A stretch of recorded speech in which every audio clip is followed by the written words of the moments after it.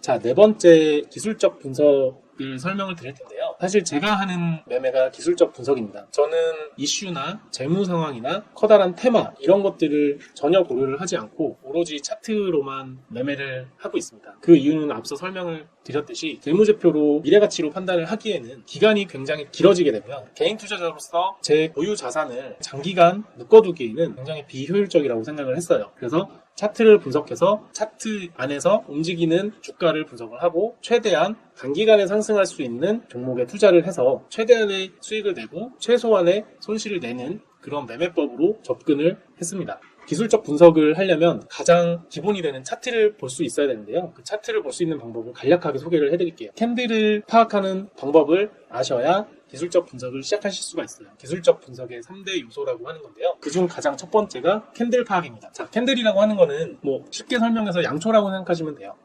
여기에는 크게 네 가지로 시가, 종가, 고가, 저가 이렇게 있는데요. 듣기만 해도 대충 짐작이 가실 거예요. 간단하게 설명을 드리면 시가는 당일 주가가 시작된 가격이고요. 종가는 당일 주가가 마감된 가격, 고가는 당일 중 가장 최고가, 저가는 당일 중 가장 최저가를 말합니다. 그래서 양봉이라고 하는 거는 오늘 기준으로 시가보다 종가가 위에 끝났을 때 빨간색으로 표시되는 것을 양봉이라고 하고요. 오늘 시가보다 종가가 내려가서 마감이 됐다고 하면 음봉으로 표시가 됩니다. 그리고 봉에는 크게 각각 4가지 종류가 있는데요. 이 그림을 처음 봤을 때는 굉장히 보기가 힘들지만 설명을 한번 들으시면 아마 이해가 금방 되실 거예요. 자, 처음으로 시가가 이렇게 형성이 된다고 생각을 하고요. 그 이후 시간이 지나면서 주가가 올라간다고 생각을 해볼게요. 주가가 이 고가라고 하는 곳까지 형성이 된다고 하면은 색깔이 칠해진 네모칸이 여기 위까지 형성이 되게 됩니다. 고가를 형성을 했다가 다시 주가가 하락하게 된다면 그 채워진 빨간색 네모칸이 없어지면서 선만 남기게 됩니다. 그래서 시가부터 시작해서 고가로 갈 때까지 채워졌던 네모칸이 사라지면서 종가까지 채워지게 되는 거고요. 이 고가를 표시를 해주기 위해서 선만 남기면서 마감이 되는 거예요. 이 밑에를 다시 한번 생각해보면 시가를 형성을 한 뒤에 주가가 하락을 하게 됐다가 위로 시가를 회복을 하게 되고 그 위로 종가까지 올라가게 되는 이런 시점이라고 보면 이 아래 저가를 표시를 해줘야 되기 때문에 저가부터 시가까지 선으로 표시를 하게 됩니다. 하지만 지금 종가가 위에 형성이 되어 있기 때문에 이 선들도 같이 빨간색으로 표시가 되는 거예요. 반대로 음봉을 보면 시가보다 아래로 하락되는 주가를 표시를 해주기 위해서 파란색 면이 채워진 사각형이 형성이 되고요. 최저가를 형성을 시켜주고 다시 주가가 회복돼서 종가가 마감이 여기서 된다고 하면 저가를 표시해주기 위해서 선으로 표시를 해줬고 그 다음 시가보다 종가가 낮기 때문에 전체적으로 파란색으로 표시가 되는 겁니다. 이런 식으로 4개를 생각을 해보시면 아마 이해가 빠르실 거예요. 자, 다음은 거래량인데요. 차트를 볼 때 가장 중요한 것은 거래량입니다. 거래가 이루어져야 가격 캔들이 생기고요. 가격 캔들이 생겨야 나중에 보조 지표가 생기게 됩니다. 물건을 사고 파는 기록하는 것을 거래량이라고 하고요. 차트 안에서는 이 가격 캔들 아래쪽에 표시되게 됩니다. 거래량 같은 경우는 누적된 막대 형태로 표현이 되고요. 이것은 맨 아래 0에서부터 위로 쭉 올라가는 형식이기 때문에 가격 캔들과는 다른 형태로 누적된 막대로만 형성이 됩니다. 그래서 꼬리라는 형태가 없게 됩니다. 거래량에는 색깔이 2가지가 있어요. 본인 스스로 편한 색깔을 설정을 하게 되는데요. 이 설정하는 것은 본인의 취향에 따라서 설정을 하는 것이고 저 같은 경우는 가격 캔들이 양봉이면 빨간색, 음봉이면 파란색으로 표시되게 세팅을 해놨습니다. 지금 가장 큰 거래량이 어디인지를 판단할 수 있는 지표가 하나가 되는 거고요. 이 거래량이 많을수록 주가가 큰 폭으로 상승하거나 큰 폭으로 하락하게 됩니다. 그래서 이 차트 형태를 잘 기억을 하시고 거래량이 많을 때 캔들이 어떻게 형성되는지, 거래량이 없을 때 캔들이 어떻게 형성을 되는지 기억을 해놓으시면 됩니다. 제가 매매를 하기 전에 이런 식으로 차트에 가장 큰 거래량이 있을 때마다 동그라미로 표시를 해놓게 돼요. 이렇게 동그라미로 표시를 해놓는 이유는 시각적으로 한 번에 제가 파악할 수 있게 만들어주는 거거든요. 이렇게 파악을 해놓으면 지금 당장 매매를 하지 않더라도 나중에 이 종목을 봤을 때 이곳에서 큰 거래량이 일어났어서 내가 표시를 해놨구나. 그리고 이쪽에서는 거래량이 표시가 되지 않았기 때문에 내가 이 종목을 눈여겨보지 않았구나 라고 하는 하나의 기준이 또 생기게 되는 겁니다. 기술적 분석의 가장 기본적인 것은 거래량인데요. 거래량이 많은 종목은 다시 말하면 모든 사람이 집중해서 오늘 하루 동안 가장 많이 매수하거나 매도한 종목이라는 뜻이에요. 이 거래량이 빨간색 양봉이 형성되고 다른 날과 비교를 해서 엄청난 거래량이 일어났다고 생각을 하면 그 당일 매매 기준이 되는 겁니다. 그래서 거래량을 항상 표시를 해두는 습관을 가지면 나중에 이 거래량이 터졌을 때 어떻게 흘러가는지 추적하면서 경험치를 쌓는 방법으로 활용을 하실 수가 있을 것 같아요. 자, 그리고 보조지표 중에 몇 가지를 다룰 건데요. 가장 기본적인 것은 이동평균선입니다. 이동평균선은 쉬운 개념인데요. 어떤 개념이냐면 5일선, 21선, 60일선, 120일선이라고 하는 이런 이동평균선은 오늘을 포함해서 5일 동안의 종가의 평균, 그리고 오늘을 포함해서 20일의 종가를 다 더해서 20으로 나눈 평균값을 이어주는 선을 말합니다. 그래서 단기라고 하면 5일과 20일을 얘기를 하는데요. 왜 5일인지 20일인지는 아마 아실 것 같아요. 주식장이 열린 5일은 일주일이죠. 그래서 단기라고 하는 거는 일주일의 평균값, 그리고 한 달의 평균값을 얘기를 하는 거예요. 그리고 장기라고 하면 60일, 120일, 또 더 길게 본다면 240일, 480일, 본인의 취향에 따라, 그리고 본인이 설정하는 것에 따라 장기와 단기를 나눌 수가 있고, 이것들은 순전히 경험에 의해서 자기가 어떤 것을 쓸지가 정해져 있습니다.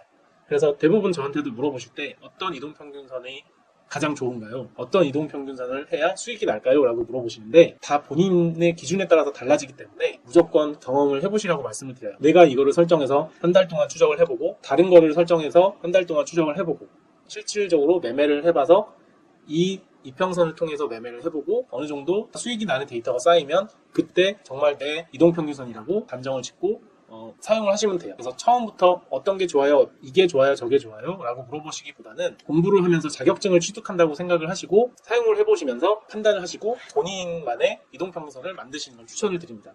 가장 쉬운 개념인 골든 크로스와 데드 크로스가 있는데요. 말 그대로 일주일이나 한 달 평균 가격이 3개월이나 6개월의 평균 가격을 넘어서는 구간을 골든 크로스라고 합니다. 그래서 대부분 여기서는 매수 신호로 사용을 하시는 분들이 많고, 단기 가격이 장기 가격보다 하락하는 경우를 데드 크로스라고 하고, 이 시점을 매도 시점으로 생각하시는 분들이 굉장히 많아요. 하지만 여기서 중요한 거는 과연 50일과 60일을 장기 단기로 볼지, 20일과 60을 장기 단기로 볼지, 또는 5일, 120일을 볼지 경우의 수가 많기 때문에 본인 스스로 알아낼 수밖에 없는 거예요. 제가 만약에 이걸 사용한다고 해서 추천을 해도 제가 판단하는 시점과 기준이 그때그때 다르기 때문에 항상 일정한 확률로 성공을 할 수가 없어요. 그래서 자기만의 기준을 가지는 게 가장 좋다고 말씀드립니다. 다음으로 중요한 거는 볼린저 밴드라고 하는데요. 아마 많이들 들어보셨고, 그리고 가장 많이 쓰는 보조지표 중에 하나일 거라고 생각이 돼요. 이 볼린저 밴드는 존 볼린저라고 하는 사람이 만들었다고 하는데요. 주가 변동이 표준 정규분포 함수에 따른다고 가정을 일단 하고요.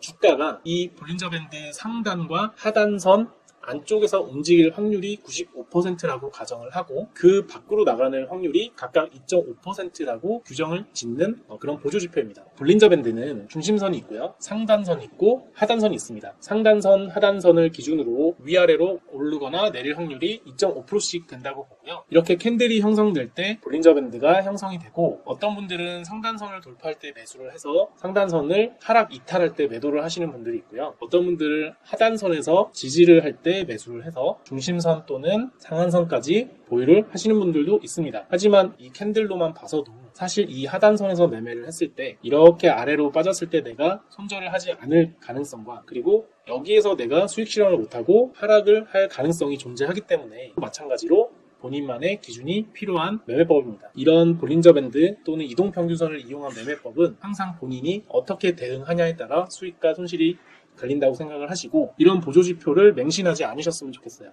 항상 이 보조지표는 보조일 뿐이고, 이걸 이용하는 내 마음을 컨트롤하는 것이 가장 중요한 주식 투자의 기법입니다. 다른 보조지표 외에 주가가 움직이는 모양을 지지와 저항, 그리고 또는 추세선이라고 하고요. 제 매매도 가장 기본적인 이 지지와 저항을 가지고 매매를 합니다. 주가는 한 번에 이렇게 상승을 하지 않고 한 번에 이렇게 하락하지 않습니다. 곡선을 그리면서 상승을 하고 곡선을 그리면서 하락을 합니다. 이때 하락을 하던 주가가 거래량이 형성이 돼서 상승을 했을 때 어느 지점에서 다시 하락을 한다면 이 지점이 고점이 되고요. 이 고점을 넘어서는 주가가 형성이 될 때 고점을 돌파한다는 말을 쓰게 돼요. 이 돌파를 할 때 거래량이 굉장히 많이 일어나게 된다면 이 지점에서 내가 매수를 할 수 있는 타이밍이 올 수도 있고요. 이 돌파된 저항이 다시 새로운 고점을 형성하게 된다면 분명히 하락할 때 내가 돌파했던 고점, 전고점을 돌파했던 곳을 지지를 하게 됩니다. 그래서 이것도 하나의 매매 방법이 될 수 있어요. 전고점을 돌파했을 때 매수를 해서 고점이 형성될 중에 매도를 하거나 더 큰 고점을 바라보면서 지지점을 이탈하기 전까지 보유를 하는 것, 지지점이 이탈하면 매도를 하는 것, 이런 식으로 계획을 짤 수가 있으세요. 그 매매법은 기본적으로 이 지지와 저항을 이용을 하는 것이고요. 이 지지와 저항을 이용을 할 때 이동평균선과 볼린저 밴드와 여러가지 제가 설정해 놓은 것들을 한 번에 보는 편입니다. 또 상승 추세선이라고 있어요. 상승 추세선은 실제로 보이는 추세선은 아니고 HTS상에서 내가 직선을 그어서 전저점과 전전 저점을 이은 선과 전고점과 전전 고점을 잇는 선, 이 선을 추세선이라고 하고요. 우리가 흔히 말하는 박스권이다 라고 얘기를 하는 거는 전저점과 전고점이 반복돼서 마치 박스 안에서 주가가 움직인다 라고 할 때 박스권으로 형성되고 있습니다 라고 얘기를 합니다. 이런 저항과 지지 그리고 추세선을 이용해서 할 수 있는 매매법, 아무 기술도 없이 순전히 이것만 가지고 내 기준을 세워서 매매를 해도 충분히 수익을 볼 수 있는데, 우리가 수익을 보지 못하는 이유는 이렇게 세운 기준들을 무시하는 우리의 욕심이 들어가게 되면 그때부터 매매가 어려워지고 손실이 나게 되는 겁니다. 주식은 어느 기법을 쓰느냐가 중요한 게 아니라 내가 욕심을 얼마나 더 많이 버리고 수익을 얼마나 덜 내느냐가 주식에서 수익을 내는 방법이라고 생각해요.